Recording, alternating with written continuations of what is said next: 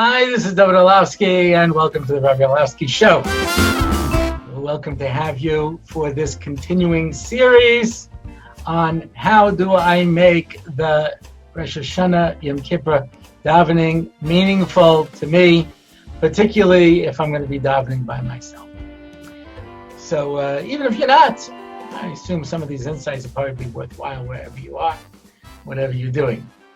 So I mentioned, normally in the Amida, during the weekday, during Shabbos, during Yontif, the first three brachas are the same, the last three brachas are the same.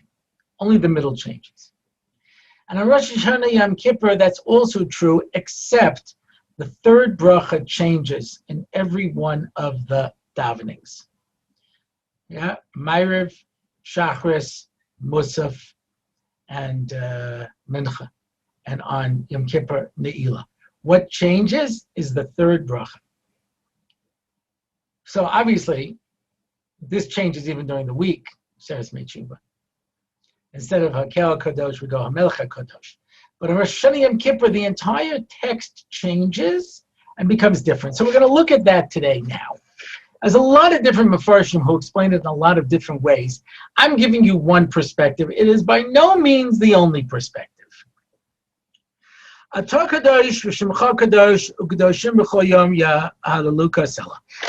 this is true all the time, not just here. This is always the opening. What does it mean? You are holy, your name is holy, and the holy ones praise you every day. Yeah. So you're holy and your name is holy. What does that mean?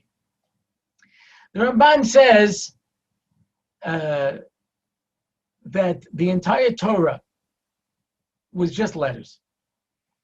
Obviously, it wasn't pre-written. When it says the Torah existed 2,000 years before creation, it's obviously not the book that we have today, because if that existed, then we would have to believe in Greek fatalism. And Adam and Chava had no choice but to eat from the Eitz Hadas. And Moshe had no choice but to hit the rock. And the Meraglim had no choice but to come back with an evil report. None of that is true. At each point in history, everyone had choice. So what does it mean? It all existed as letters, and the letters had to be arranged. This is what Rashi says in Bezos HaBracha, Eish Dos, black fire on white fire. What does that mean? So fire is something that is doing something, it's existing, it's kinetic. Earth is not necessarily, right? Neither is water, air. These things can exist in a passive state. Fire has to be kinetic. Fire in a non-fire state is called wood. Yeah, so it's nothing. So I understand the letters is black fire. What's the white fire? It means the spaces gave the letters new meaning, because the letters only existed.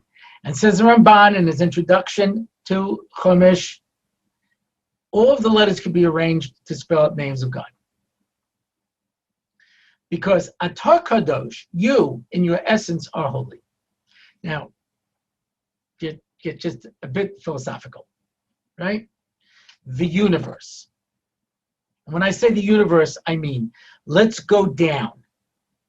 We go down to molecules. We go down to atoms.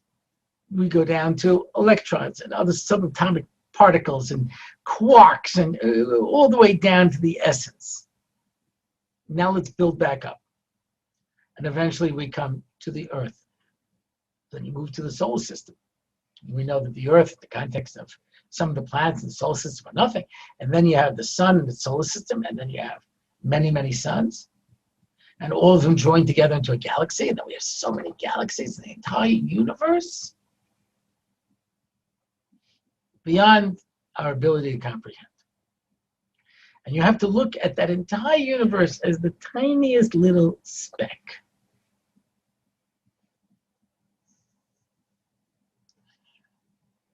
In existence. And all around it is non-existence. What does that mean?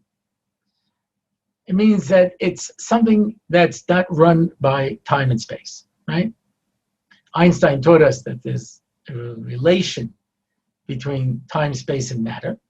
So outside of this little thing called the universe is something where there's no time, no space, and no matter. We can't wrap our head around that. It's just too hard. Infinity is a little tough. I once heard Dr. Gerald Schroeder say that a monkey will never design a computer chip. He just doesn't have enough connections in his brain to be able to think that up. He says, we can't grasp infinity. He says, we just don't have enough up here to be able to, synapses, to comprehend the idea of infinity. So, but Ator Kadosh means this is the world, and outside of that is the Kadosh Baruch Hu. But we don't understand what that means. Yeah? And that's why in the first bracha of Shemona Esrei, you say, Hakel, Hagadol, Hagibor, V'Hanora, God who is great, who's powerful, who's awe-inspiring, Kel Elyon, and just beyond anything that I can even talk about, because you're totally out of this world. I can only say those words, say the Gemara, because Moshe Rabbeinu said it. So, but we're describing how we perceive HaKadosh Baruch Hu. But HaKadosh Baruch Hu's essence, Ator Kadosh. V'Shemcha Kadosh, and how you manifest yourself in this world, what we call the names of Hashem. Yud Kei Vav Kei, which represents Chesed. Elokim, which represents judgment. And all the other names of HaKadosh Baruch Hu, they represent different forces at play, which are describing how we perceive HaKadosh Baruch Hu. Those are the names of Hashem, but really Hashem is way beyond anything that we're going to come up with. Ator Kadosh, V'Shemcha Kadosh. V'Kedoshim V'Chol Yom Ya'alu Chasela is what? The angels. Yeah? And that's usually where we stop. Right? Now we continue. There's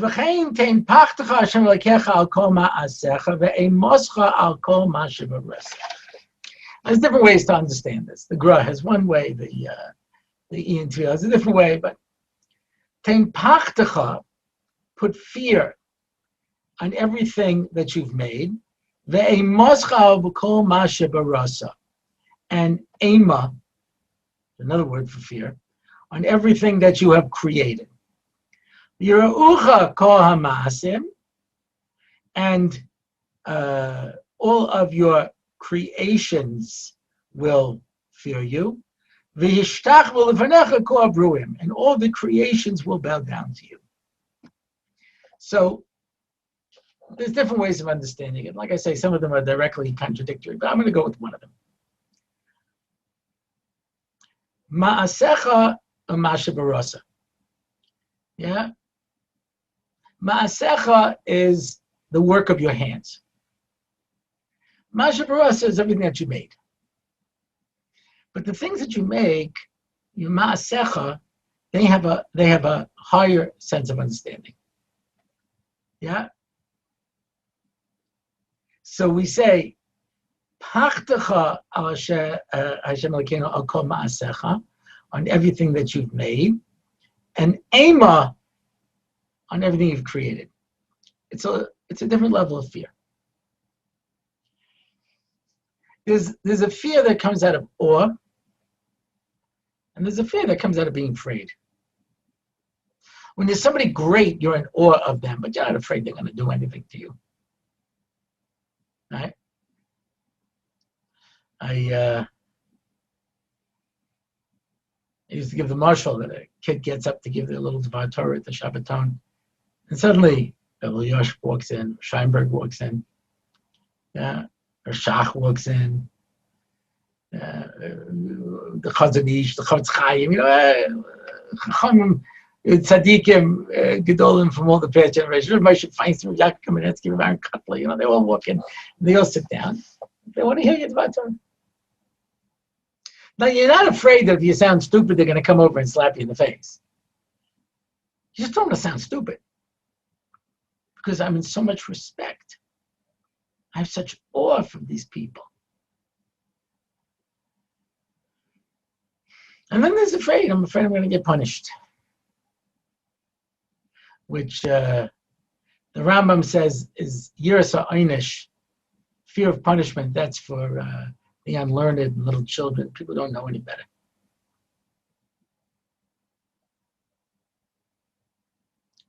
Right? People are afraid. Someone once said to me, I pictured God on a mountain holding a lightning bolt.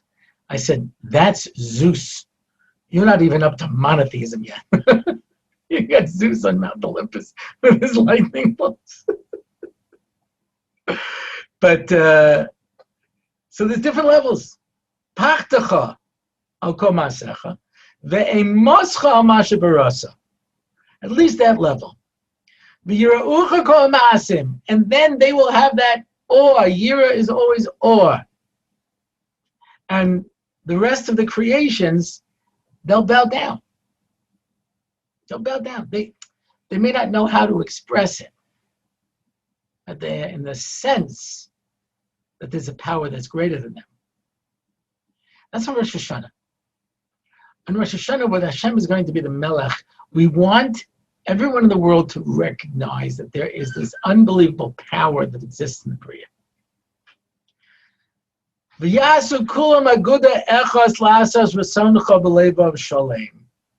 And then they should all join together, be'aguda achas, with one group. Regardless of their level of understanding, their level of knowledge, their level of commitment. Where do you find the mitzvah of agud? The Daled Minim.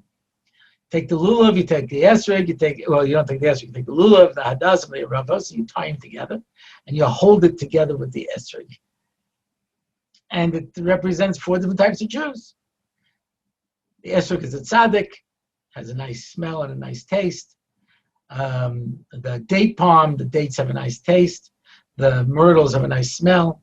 And the aravos, the willows, they have nothing. They represent Jews. Some have mitzvahs, some have Torah, some have both, some have nothing. And you tie them all together ba'aguda achas. And that's what we want in Rosh Hashanah, is that we should become one people united in the recognition of HaKadosh Baruch Hu. Rosh Hashanah is not the time when you want to be on the outside. Rosh Hashanah is the time when you want to have HaKadosh Baruch Hu recognize that we are all one people, united in one common goal, to make Hashem the Melech, to put the crown on the head of HaKadosh Baruch Hu, that he should be the one who runs the world. Ki anu amecha v'ata Elokeinu. Yeah, we're your people and you are our God. We're your subjects, you are our king.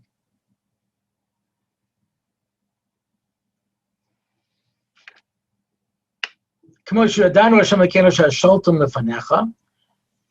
have the control. Sholtan, shlita. Yeah? Because that doesn't give you malchus. Malchus can only come from the people. But power to control everything, you already have that. Oz b'yadcha ugvura b'yaminecha. Might in your hand and strength in your right hand. Okay, by power of elimination, if gvura is in your right hand, then the oz is in your left hand. What's oz? Oz is also power, but gvura is power of control. Ezehu gibor hakovesh es yitzro. Who is strong? Someone who controls himself. And so HaKadosh Baruch Hu's right hand, which is the stronger one, has the gvura to be able to hold back the judgment. Oz, the power, yeah, it's related to the word az, That kind of power, that's in his left hand. It's not as strong as the ability to control it. Trust me, if HaKadosh Baruch Hu ever let his din loose in the world, as we know from the Rashi at the beginning of the Torah, the world would cease to exist. So there's always, but the stronger hand has the Gevura. V'shimcha Noira, I'll call Masha Barasa. And everything that's been created is inspired by your name, or inspired. Noira. Ma Noira hamakom hazeh. Look how awe-inspiring this is. So all creations are going to recognize HaKadosh Baruch Hu's greatness. That's our hope on Rosh Hashanah. That's how we recognize what HaKadosh Baruch Hu is when we talk about his holiness. We ask HaKadosh Baruch Hu, have everybody recognize you. It tells the Rosh Hashiva was being pulled out by the Nazis to be killed. When they had him outside, he hit him in the head with his rifle butt and he fell to the ground, bleeding. And the Nazi laughed and said, "Where is your God now?" He says, "He's not my God, he's your God too. And one day even you'll recognize that." It seems almost amazing, but there will come a day. Ya Hashem echad u'shmo echad. Yeah, everyone will recognize the Kadosh Baruch Hu. So that's the first part. The first part is put that awe, put that fear, put that recognition into everybody. And then, what's the Jewish people's role? To lead everybody in spirituality. Uvechein tein kavod Hashem li'amecha. Give honor to the Jewish people, so that people can begin to recognize that we have a message for the world. Tehillah l're'echa. Praise for those who fear you, but not fear you, but are in awe of you. That we're your people. V'tikva toiva l'darshecha. And give good hope to everyone who is searching for you.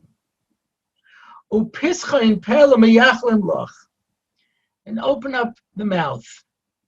Give a pischa in pele, an opening for us to speak on our behalf. This is the first paragraph is talking about that everyone should recognize HaKadosh Baruch Hu, even those who don't. The second one is, now those people, the Jewish people who are searching for you, who believe in you, who have been your people through thick and thin. Sasa v'simcha li'artzecha v'sasa li'irecha. Simcha li'artzecha v'sasam li'irecha. Happiness to your land, Israel, and sasain li'irecha, and joy to your city, Yerushalayim. Simcha is happiness. Sasan is above that. Yeah, happiness is to be comfortable, copacetic, at peace. Everything's good. Sameach b'chalkai. I'm happy with everything I have. Sasan is a high, and the city is a high. Yerushalayim is seen as being the highest place in the world. It's not. The Himalayas are.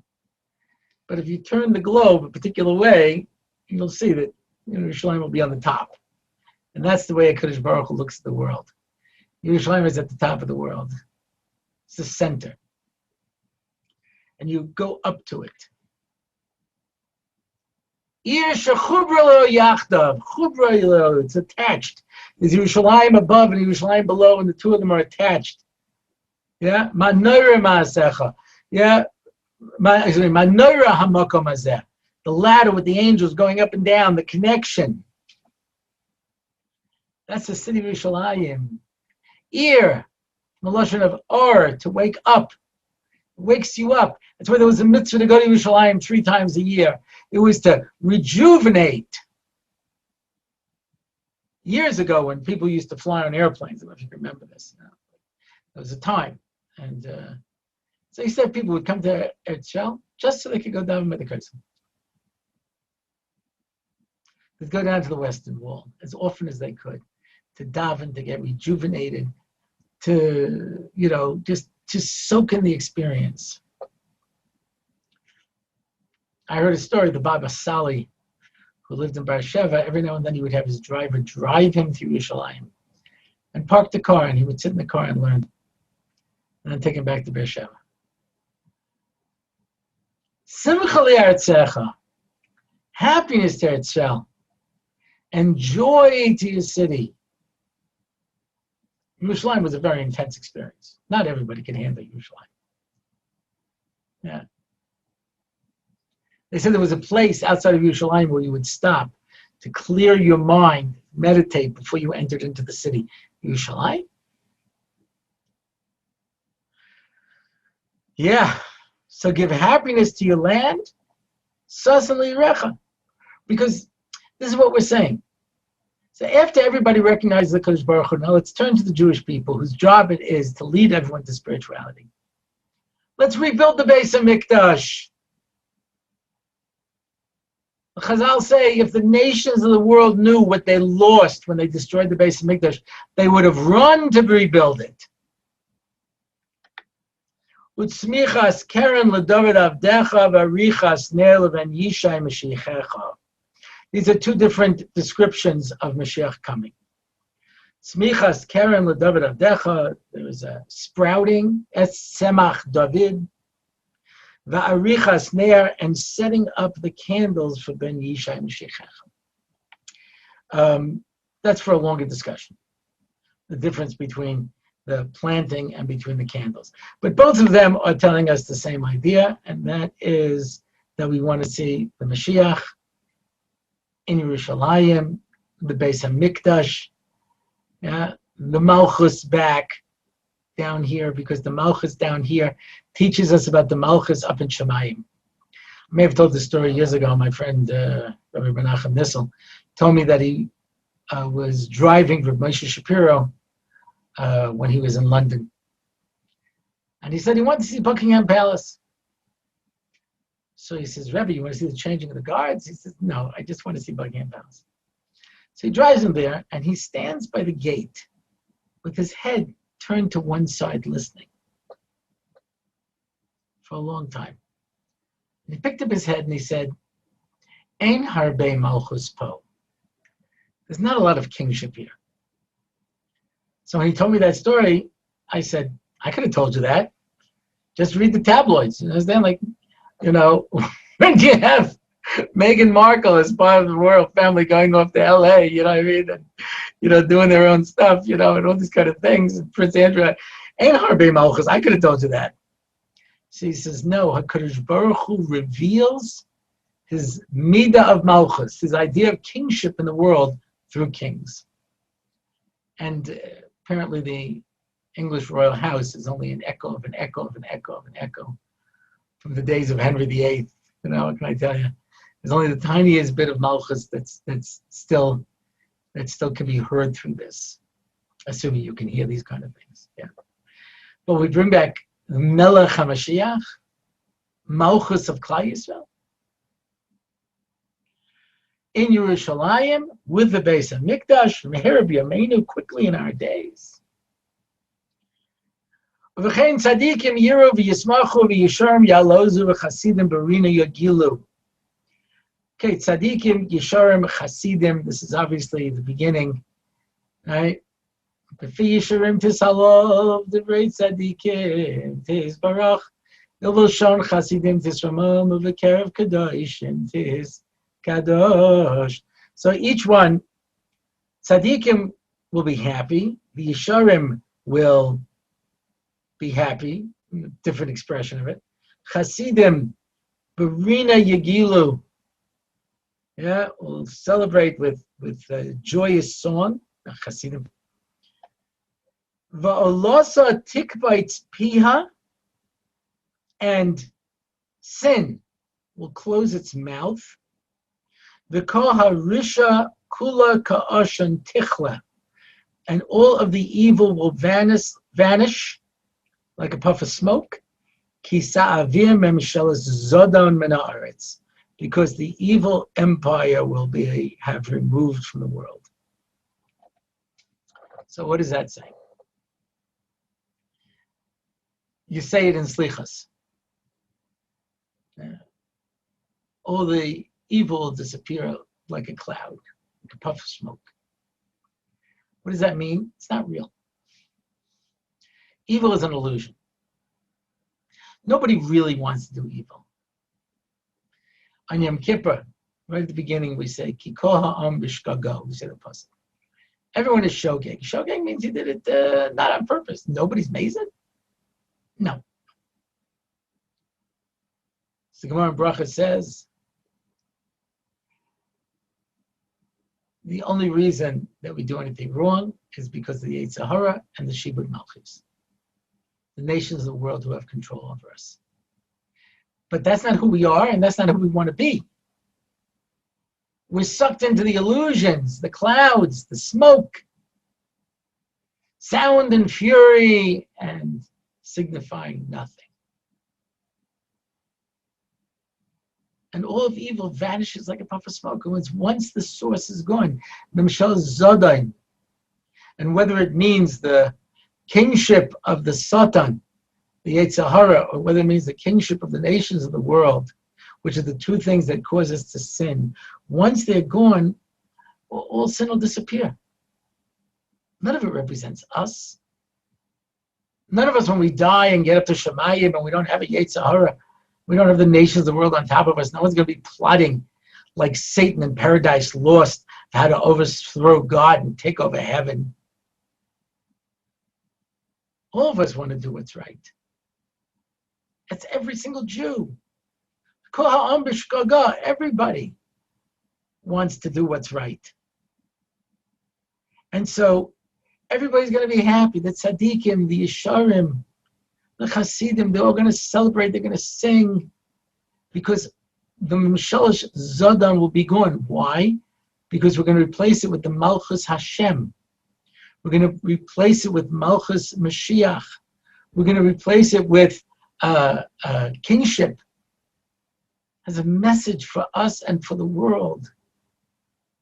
And Mamela, all the evil will vanish, disappear on its own. And then you alone will rule over everything. There won't be anybody else.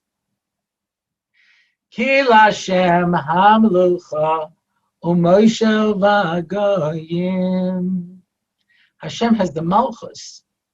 The nations don't recognize him, but he's still a Moshel. He still runs them. But there'll be a time when everyone will recognize him as the Melech.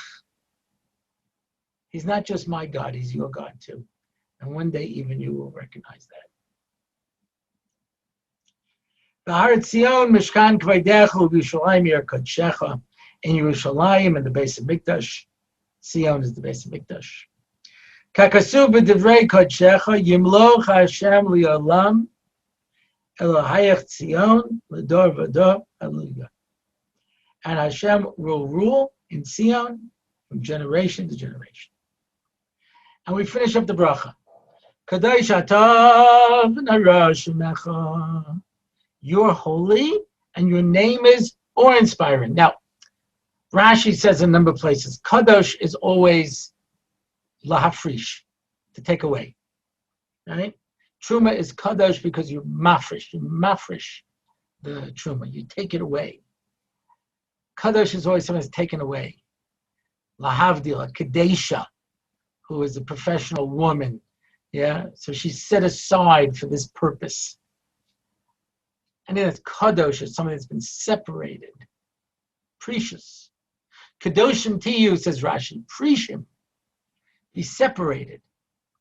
Kadosh atah, in your essence, you are out of this world. V'noira shemecha, manoira hamakom hazeh, where God manifests in this world. That's noira. That's what Yaakov says when he realizes, and Hashem appears to him. Manoira hamakom hazeh, noira shemecha, the way you show yourself in this world. Ve'ein elokami baladecha, there is no. Here it doesn't mean God. It means force. The word El in Hebrew is a force.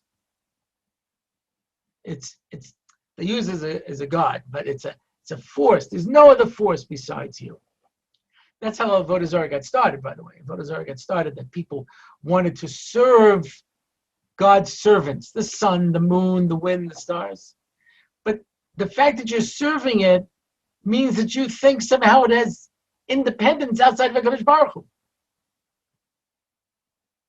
When the king hands me a gift, I don't praise his hand. Thank you, hand, for giving me this gift. That's ridiculous. It's the king who gave it to me. So when you look at all the manifestations, they're all run by HaKadosh Baruch Hu. Kedoshim, right? Kedoshim v'chol yom yalu chaselo the malachim, who are his messengers. That's all Malach is a messenger. They're all working on his behalf, but they don't have independence outside of HaKadosh Baruch Hu. Kakasu v'yigba Hashem tzvakos b'mishpat. Tzvakos is hosts. Means that Hashem controls all of the forces. B'mishpat. V'hakel hakadosh nikdash b'tzedakah. He will be sanctified in charity. Tzedakah. Tzedakah is the word tzedek. He's going to do good to us. And when he does that, he's praised. And by the way, tzedek cuts both ways. Mishpat cuts both ways. When the Rishayim get punished and the tzaddikim get rewarded, there's mishpat in that. There's judgment. There's truth. Baruch atah Hashem hamelech hakadosh. He is the melech in this world. And that's what we want. When we talk about God's throne of glory, that means that God can sit in this world. And the earth, it says, is his footstool. It means that he's in this world. Amalek, it says, wanted to chase God out of this world. So his throne is not complete because he can't sit in this world. But on Rosh Hashanah, we try to fight those forces that's keeping HaKadosh Baruch Hu out of the world and make him the king of the world, who's in a position then to be able to bring the world back to its completion and its purpose, which is ultimately what those of us, the Jewish people, are trying to accomplish as well. Okay, that's it for this time. And we'll have some more coming up soon, I hope. And I hope this will add to your Rosh Hashanah Yom Kippur davening. If you want to find out more about the show, you can go to my website, RabbiOrlofsky.com. You can leave a comment, contact me, find out more about the show. And that's it. Sponsor an episode. That's it for now. I'm Dovid Orlofsky, and this is the Rabbi Orlofsky Show.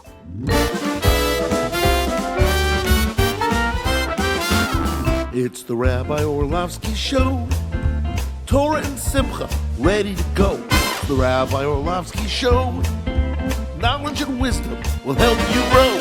Lots of fun in every episode, and we don't have to rhyme. No, we don't. It's the Rabbi Orlofsky Show on RabbiOrlofsky.com. Torah anytime, YouTube and more.